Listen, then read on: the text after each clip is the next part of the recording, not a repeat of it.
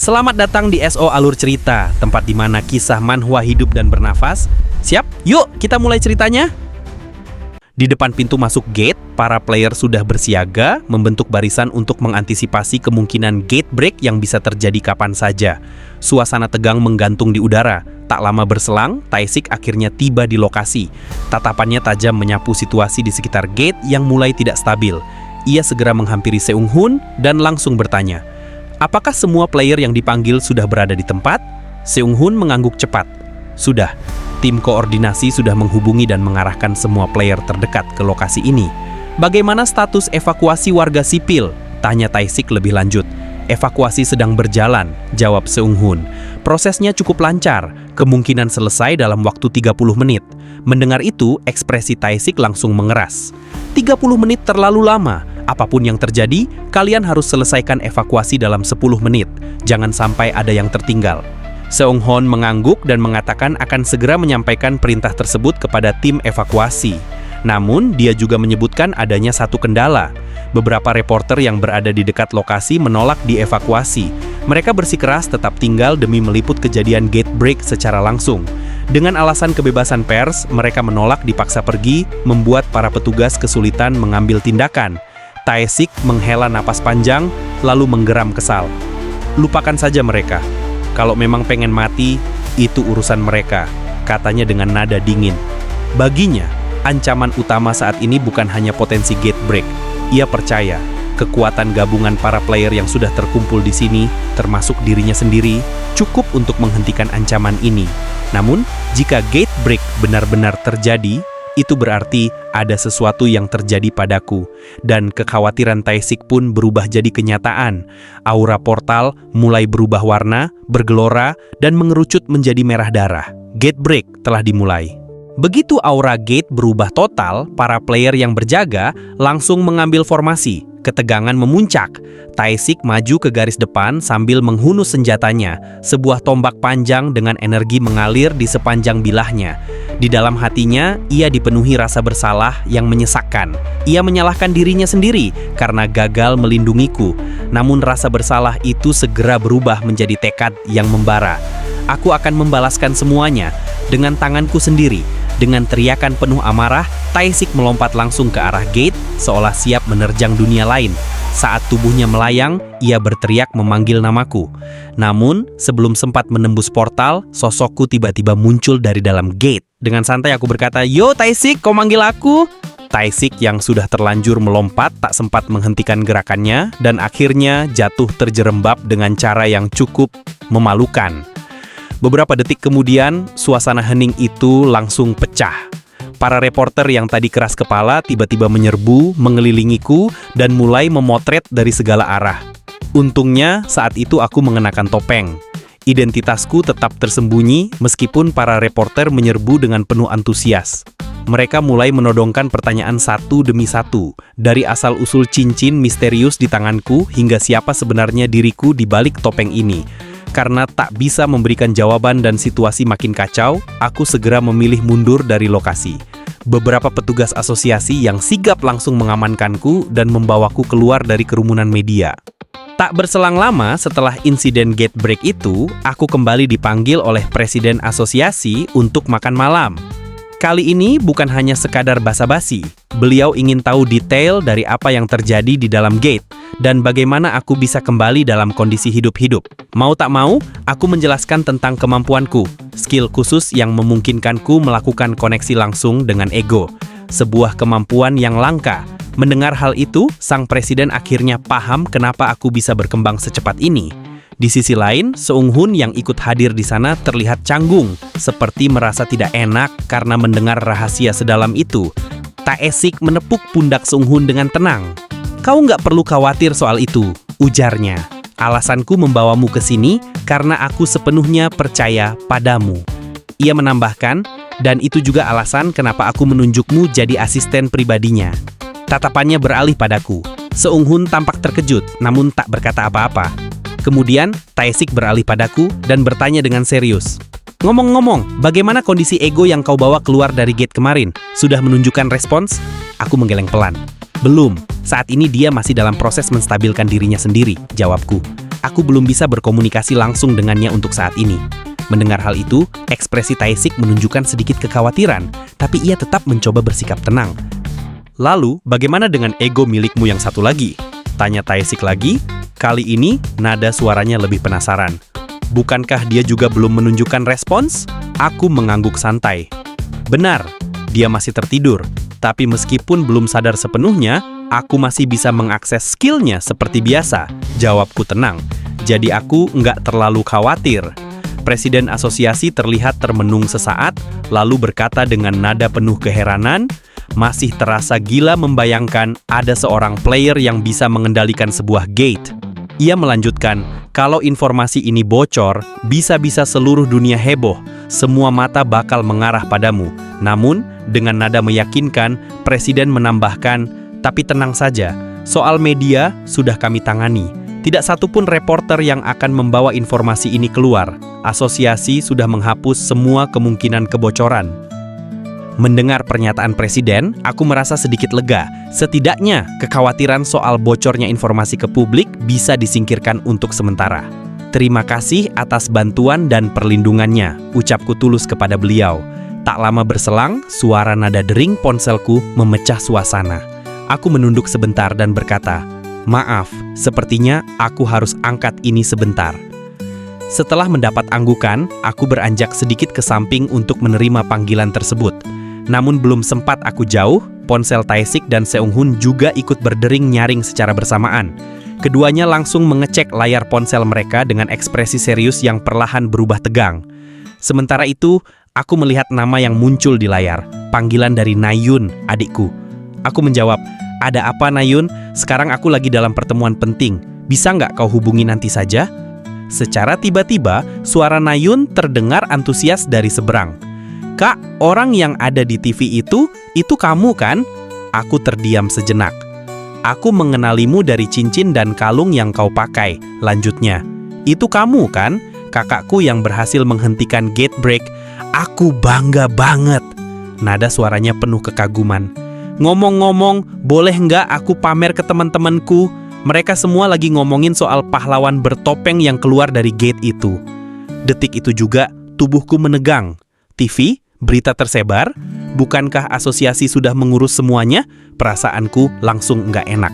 Dengan cepat, aku menoleh ke arah Tae-sik dan Presiden. Namun reaksi mereka pun tak kalah terkejut. Keduanya menatap layar ponsel masing-masing dengan ekspresi membeku. Bahkan Seung-hun yang biasanya tenang ikut tercengang. Ternyata kami bertiga baru saja menyadari hal yang sama. Berita mengenai insiden gate break itu sudah tersebar luas ke publik. Judul berita itu terpampang besar. Pahlawan misterius hentikan bencana seorang diri. Apakah ini awal kelahiran ranker kelas atas baru? Media mulai berspekulasi liar. Di tempat lain, Sujung membaca berita itu sambil tersenyum tipis. Matanya bersinar bangga. Sepertinya aku berhasil mendidik muridku dengan cukup baik, gumamnya pelan. Kembali padaku, suasana di ruangan terasa berat. Tae-sik akhirnya angkat bicara, mencoba menjelaskan situasinya. Di luar sana ada reporter yang dulunya adalah player pensiunan, ujarnya. Mereka punya jaringan, akses, dan insting tajam soal dunia ini. Kadang mereka bahkan bisa menebak apa yang belum kami ungkapkan secara resmi. Ia menghela napas berat. Isu soal Tower Gate dan player pasti mereka cium lebih cepat dari yang kita kira. Dengan nada menyesal, Tae-sik menatapku. Maaf, sepertinya kali ini kita benar-benar kecolongan. Aku juga yakin ada 1 atau 2 orang di antara mereka yang benar-benar merepotkan. Orang yang merepotkan? Tanyaku menyipitkan mata. Maksudmu siapa? Tae-sik mengangguk pelan sebelum menjelaskan. Ada 1 mantan player, dulunya dia berada di puncak, ranker tertinggi di antara semua. Namanya Go Hyung-chul. Ia menatapku serius. Sekarang dia memang sudah pensiun, tapi jangan tertipu. Dia masih berbahaya. Dan dia juga sekarang aktif sebagai jurnalis investigasi independen. Tae-sik menghela napas berat, lalu berkata dengan nada khawatir. Aku harap kau nggak perlu berurusan dengannya. Tapi kalau suatu saat kau bertemu dengannya, tetap waspada. Orang itu bukan tipe yang bisa dianggap enteng. Scene pun berganti ke hari berikutnya. Aku sedang berada di sebuah toko khusus yang menjual perlengkapan untuk ego. Tujuanku hari ini adalah membeli equipment baru untuk ego baruku yang masih dalam proses sinkronisasi. Saat melihat-lihat item di etalase, aku tak bisa menahan senyum kecil. Kalau lo tahu aku lagi beli peralatan baru buatnya, dia pasti ngoceh sepanjang hari. Kalau lo sadar sekarang, dia pasti udah nyindir aku dari tadi, pikirku sambil melihat-lihat equipment ego terbaru. Oh, jadi sekarang kau kolektor item ego, dasar tamak. Kau pikir ego itu mainan? Suara sarkastis khasnya seakan hidup kembali di kepalaku. Pemanfaat ego macam apa kau ini? Ego dijadikan alat, memalukan. Aku mendesah. Sekarang malah jadi sepi. Biasanya aku bisa mengandalkan ocehannya yang nyebelin, tapi entah kenapa aku kangen juga. Dari dalam link, Ellie bersuara lembut. Maaf, aku tidak bisa bicara seperti lo. Aku tak terbiasa berkata-kata kasar seperti itu. Aku tertawa kecil dan menjawab, tenang aja Ellie. Justru kau tetap jadi dirimu sendiri, biar si lo aja yang cerewet. Hei, Hoang! Seruku sambil melambaikan tangan. Hoang menyambut dengan senyum lebar. Aku sudah lihat berita soalmu. Pahlawan misterius yang menghentikan gate break sendirian. Kau cukup terkenal sekarang. Ia menyilangkan tangan, lalu melirik ke bawah.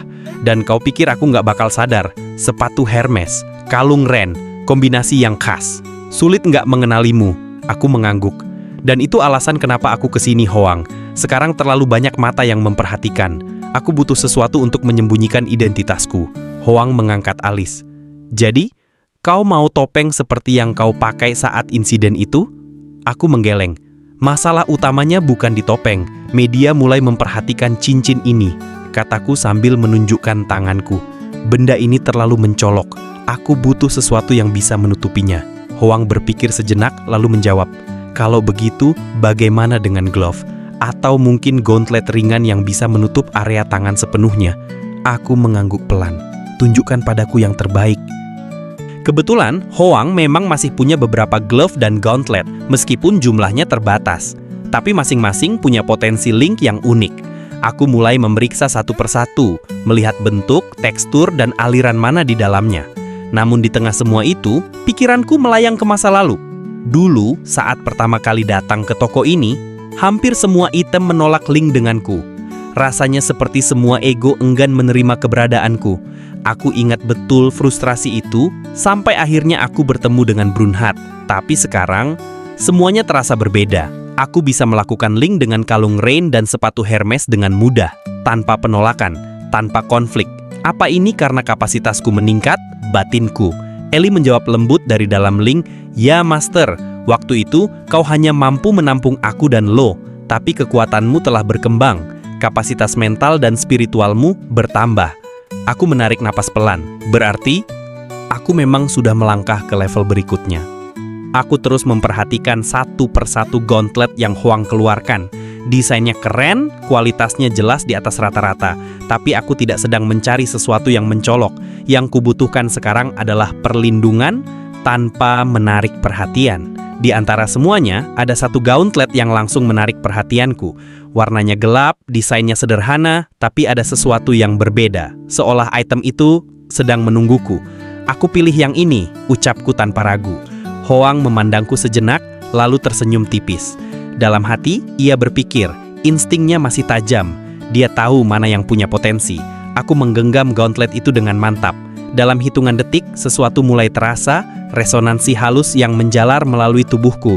Dan kemudian, aku membuat link dengan gauntlet tersebut. Cepat, alami, tanpa hambatan, seolah gauntlet ini memang sudah ditakdirkan untukku sejak awal. Aku akan menamaimu Oberon. Tanpa diduga, aku berhasil melakukan link dengan Oberon hanya dalam satu kali percobaan. Tak ada resistensi, tak ada konflik, hanya resonansi yang langsung menyatu. Hoang, yang memperhatikanku sejak tadi, mengangkat alis. Gimana rasanya setelah kau pakai? Aku melirik ke tanganku yang kini sudah tertutup oleh gauntlet itu. Agak aneh, jawabku jujur. Tapi kurasa aku akan terbiasa. Rasanya cocok. Rasa logamnya masih terasa asing di kulitku, tapi gaung kekuatan yang samar terasa seperti detak napas kedua. Aku membuka interface dan langsung melihat status itemnya. Item Linked Oberon level 27, skill force mataku menyipit. Force? Skill aktif yang memberikan peningkatan besar pada strength dalam waktu singkat. Bukan cuma cocok, ini pas banget, gumamku. Aku bisa merasakan potensi dari skill itu. Dalam pertarungan cepat, force akan menjadi kunci penentu. Aku mengangguk puas. Sepertinya kita akan jadi tim yang solid, Oberon. Aku masih ragu, apa Oberon bakal rusak kalau aku memanggil pedang Lu dan Ellie. Tapi aku nggak bisa terus-terusan penasaran, jadi aku langsung mencobanya. Dalam sekejap, dua pedang itu muncul dari tanganku. Untungnya, Oberon tetap utuh, nggak ada tanda-tanda kerusakan. Hoang yang melihat itu terlihat cukup kagum. Sepertinya ini pertama kalinya dia melihat pedang Lu dan Ellie secara langsung. Setelah tahu memanggilnya aman, aku coba kembalikan mereka ke bentuk cincin lagi. Dan berhasil. Cincin Lu dan Ellie muncul di jariku, Oberon tetap baik-baik saja. Dengan lega, aku langsung bilang ke Hoang kalau aku akan ambil gauntlet ini. Aku tanya berapa harganya, tapi dia malah senyum santai dan bilang, nggak perlu bayar. Aku sempat heran, tapi dia langsung menambahkan, sebagai gantinya, kalau suatu saat aku butuh bantuanmu, maukah kau membantuku? 1 kali saja? Keesokan harinya, aku baru sampai di lobi gedung asosiasi dan langsung dibuat kaget. Banyak reporter berkeliaran di dalam sana, lengkap dengan kamera dan mikrofon. Aku langsung menoleh ke Sung Hon dan bertanya, apa yang sebenarnya terjadi? Sung Hon menarik napas panjang. Dalam beberapa hari terakhir, para reporter ini benar-benar bikin pusing. Mereka terus datang ke sini nanyain soal pahlawan bertopeng yang muncul di berita tempo hari. Aku langsung paham maksudnya. Mereka sedang mencari aku. Sadar situasi makin panas, aku mulai berpikir, mungkin ini saatnya untuk berhenti sementara dari naik tower.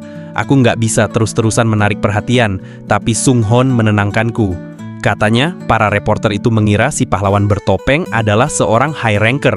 Jadi mereka kemungkinan besar akan mencarinya di lantai atas, bukan di tempat sepertiku. Setelah dengar itu, aku langsung menuju ke lantai 1 tower dan mulai mencoba kemampuan gauntlet Oberon. Tapi saat sedang fokus uji coba, aku tiba-tiba teringat sesuatu. Permintaan dari Hoang yang bilang ingin bantuan 1 kali. Kenapa dia tiba-tiba minta itu? Ada apa sebenarnya? Tiba-tiba, di tengah pikiranku yang bercabang, aku mendengar suara. Apakah kamu, masterku? Aku langsung celingukan, mencari sumber suara itu. Tapi sekelilingku kosong, nggak ada siapapun. Aku menoleh ke Ellie. Kau dengar barusan? Ellie hanya menggeleng. Nggak, aku nggak dengar apa-apa. Tapi aku yakin banget. Itu suara yang jelas, langsung masuk ke telingaku. Lalu suara itu terdengar lagi. Kalau kau benar masterku, ucapkan namaku dengan lantang. Aku langsung menoleh tajam ke arah sekitar. Kali ini aku makin yakin. Suara ini berbeda. Bukan suara lo, bukan juga Ellie. Aku berpikir keras, siapa lagi yang bisa menghubungiku seperti ini? Lalu tiba-tiba, aku teringat sesuatu. Brunhat, aku belum pernah benar-benar melakukan link ulang dengannya sejak gate terakhir. Bisa jadi, dia sudah bangun. Aku pun memanggil namanya, Brunhat. Dan benar saja, bola ego miliknya muncul di hadapanku. Saat melihatnya, ada perasaan aneh yang muncul, semacam deja vu. Melihat bola ego Brunhat di hadapanku, ingatanku langsung terlempar ke masa lalu, waktu lo pertama kali muncul. Saat itu, bola ego lo tiba-tiba menyedot seluruh pakaianku. Spontan aku langsung menutupi tubuhku sendiri, takut kejadian itu terulang lagi. Tapi kali ini, nggak terjadi apa-apa. Operator lalu muncul dan berkata bahwa wujud Brunhat belum ditentukan. Aku harus menentukan bentuknya sendiri. Ini beda dengan proses lo dulu. Aku menoleh ke Ellie dan bertanya, kau tahu soal ini? Ellie mengangguk ringan. Iya, Master. Sentuhkan tanganmu ke bola egonya, lalu bayangkan wujud yang kau inginkan. Aku pun mengikuti instruksinya. Kutempelkan tanganku pada bola Brunhat dan memejamkan mata. Dalam diam, aku mulai membayangkan. Brunhat, kita memang belum lama bersama, tapi kau berkali-kali menyelamatkan nyawaku. Bahkan saat tubuhmu hancur, aku ingin kau tetap berada di sisiku, seperti dulu, melindungiku. Saat pikiranku tenggelam dalam bayangan itu, bola ego Brunhat mulai bersinar dan kemudian langsung menembus tubuhku, masuk ke dalam diriku. Begitu bola ego Brunhat masuk ke tubuhku, aku langsung bertanya-tanya, apakah prosesnya berhasil, dan kemudian suara itu muncul lagi, tapi kali ini jauh lebih jelas. Master, aku senang, kita bisa bersama lagi. Aku menahan napas. Brunhat, itu kau. Operator langsung menimpali, menjelaskan bahwa ego Brunhat tidak hanya bangkit, tapi juga mewarisi seluruh ingatan lamanya. Ia memiliki kesadaran penuh. Aku tersenyum kecil. Senang rasanya bisa bertemu lagi denganmu. Brunhat pun menjawab dengan hangat menyampaikan hal yang sama.